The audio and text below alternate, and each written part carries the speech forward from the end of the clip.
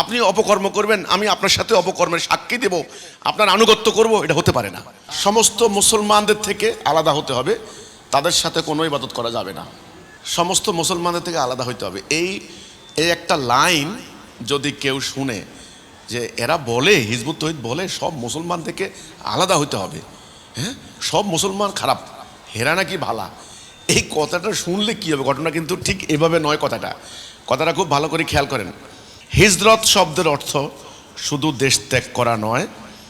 হিজরত ক্রিয়াপদের অর্থ সম্পর্ক ছেদ করা, দল বর্জন করা, স্বদেশ পরিত্যাগ করিয়া ভিন্ন দেশে গমন করা। আচ্ছা, ইসলামিক বিশ্বকোষ 2য় খণ্ড পৃষ্ঠা ইসলামিক ফাউন্ডেশন। আল্লাহ বিশ্বাসী অথচ মুশরিক ওই আরবদের মধ্যে আবির্ভূত হয়ে বিশ্বনবী যখন প্রকৃত তাওহীদের ডাক দিলেন, তখন যারা তাওহীদ কি তা বুঝে আল্লাহর রাসূলকে স্বীকার করে তার সাথে যোগ দিলেন, তারা আরবদের ওই শিরক কুফর থেকে হিজরত করলেন। মক্কা থেকে শারীরিক হিজরত করে মদিনায় চলে যাওয়ার আগ পর্যন্ত আল্লাহ রাসূল এবং সাহাবরা প্রথম 2 প্রকারের হিজরত করলেন।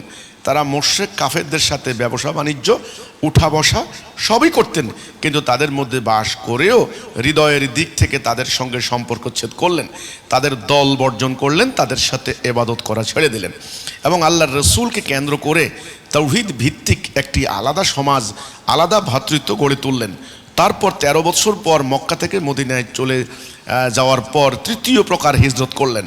এরপর 9 বছর পর মক্কা জয়ের পর 3য় প্রকারের হিজরতের আর প্রয়োজন রইল না, কিন্তু বাকি 2 প্রকারের হিজরতের প্রয়োজন রয়ে গেল এবং আজও আছে। দিন যখনই বিকৃত হয়ে যাবে, বৃহত্তর জনসংখ্যা যখনই ওই বিকৃত দিনের ভ্রান্ত পথে চলবে, তখন আল্লাহ তার অসীম করুণায় যাদেরকে সিরাতুল মুস্তাকিমে হেদায়া করবেন, তাদের ওই বৃহত্তর জনসংখ্যা থেকে বিশ্বনবী এবং সাহাবারার মতোই হিজরত করতে হবে, অর্থাৎ ওই সংখ্যাগরিষ্ঠ পথভ্রান্তদের সঙ্গে সম্পর্কচ্ছেদ এবং দলবর্জন করতে হবে। আল্লাহ রাসূল সাহাবীরা যেমন দিনের ব্যাপারে ওই সমাজ থেকে হিজরত করেছিলেন, তাদের সাথে ইবাদত করা ছেড়ে দিয়েছিলেন, আজ ঠিক তেমনি প্রকৃত উম্মত মুহাম্মদী হবার প্রচেষ্টারত হিজবুত তাওহীদকেও বর্তমান এই সমাজ থেকে হিজরত করতে হবে, নইলে নবীর সুন্নাহ পালন করা হবে না।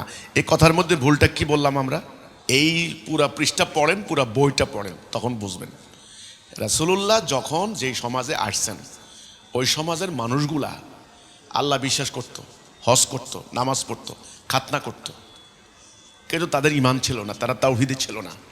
তারা লাত মানাত উজ্জার হবল দেবতার মূর্তি পূজা করত, তারা শিরিক করত। ঠিক আজকের এই সমাজের মানুষগুলাও আল্লাহ বিশ্বাস করে, ওই নামাজ পড়ে, রোজা রাখে, হজ করে, কোরবানি দেয়। এরা গণতন্ত্র, সমাজতন্ত্র, মানুষের তৈরি তন্ত্রমন্ত্র মানে।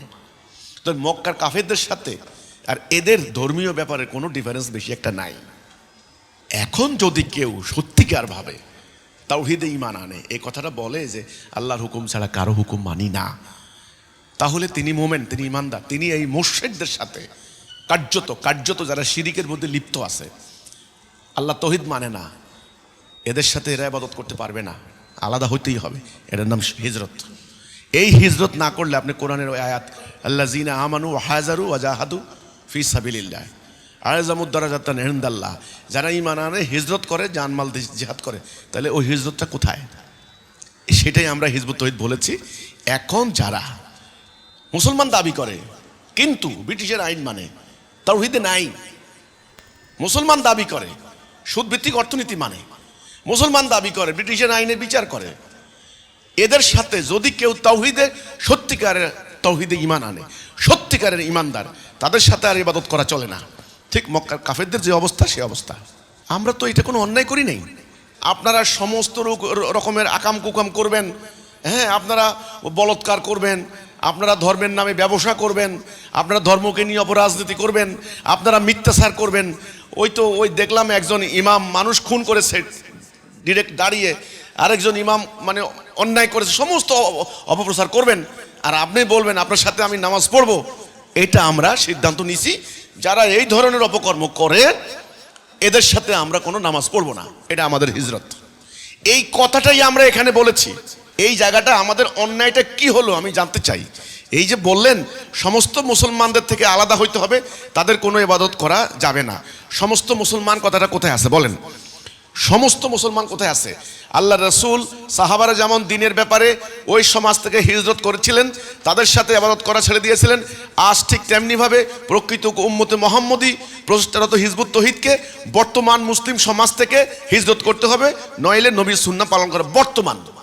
এই বর্তমানে যারা যারা তাওহীদে নাই, ইসলামের হুকুম মানে না, আল্লাহর বিধান মানে না, এই সমাজের এই ধর্ম ব্যবসায়ীদের থেকে আমাদেরকে আলাদা হতেই হবে। এটা হলো আমাদের কথা। কিন্তু এই কথাটাকে মিথ্যা কথা বলে অপপ্রচার করলেন কেন? এখন বলেন মোমেন আর কাফের কি সমান হবে? ইমানদার আর শিরিক কুফরের লিপ্ত সমান হবে? আপনি ধর্মের নামে ব্যবসা করবেন, আমি ব্যবসা করব না। আপনি ধর্মের নামে 2 নম্বরই করবেন, আমি করব না। তাহলে আপনার সাথে আমার সাথে ইবাদতের সম্পর্ক হয় না। আমি ঈমান এনেছি, আমি ঈমানদারের সাথে ইবাদত করব। এটা আমার অধিকার, এটা আমার ধর্মীয় অধিকার। আমাকে আপনি জোর করে নেবেন? নিতে পারেন না। আমি কার সাথে ইবাদত করব, কার সাথে ইবাদত করব না, সেটা আমার আত্মনিয়ন্ত্রণের অধিকার, সেটা আমার স্বাধীন ইচ্ছা শক্তির অধিকার, এটা আমার স্বাধীনতা।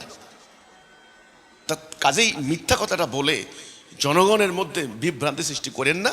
যেটা আমরা বলেছি, যে উদ্দেশ্যে বলেছি, আমাদের বক্তব্যের অভিপ্রায় কি, আমরা কেন বলেছি, সেটা আগে বোঝার চেষ্টা করেন। আমরা তো নিজের মন গড়া কোনো সিদ্ধান্ত নেই।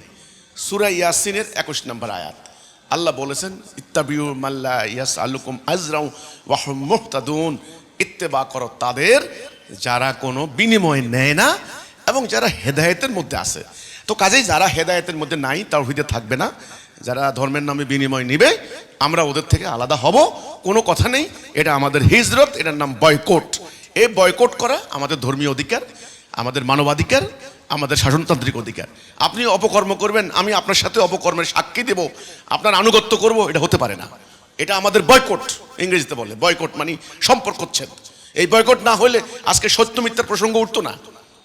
এখন কথা উঠছে যে ধর্মের নামে অধর্ম করা কতখানি মানে শরিয়া সম্মত।